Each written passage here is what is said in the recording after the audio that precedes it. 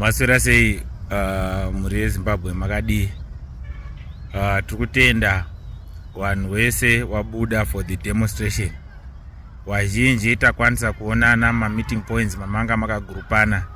Ndodaira kuti tamboburuka tikaita almost 30 minutes tichionana nevanhu vese tichizivana kuti tasvika sei. Asi matambudziko atachisangana nawo paground tese tamaona.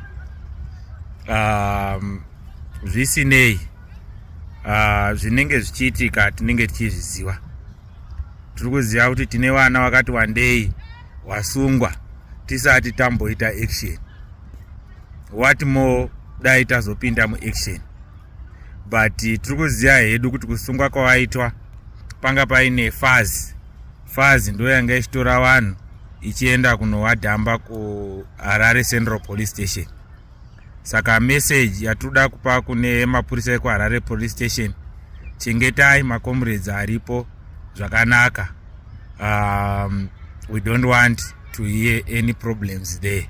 Keep our comrades safe. We understand we are in struggle. Tasangana nemapurisa ari pabasa takurukura. They understand what we have discussed. Isiso kuno tineo kwatatizira because vanga vachiedza kuti tsoma ndo saka shamwari yangu madzibaba eshanduko asipo. Asi isu nana madzibaba eshanduko we are safe.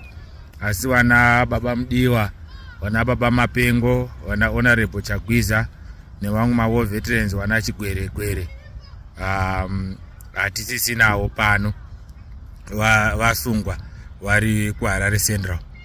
Asi pamberi nerevolution isu tine makomrades atinawo pano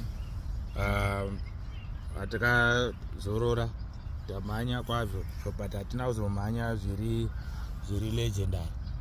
Saka tichambozorora tichambonwira mvura. Tizivi kuti video muchaiona nguwai asi pamberi nerevolution.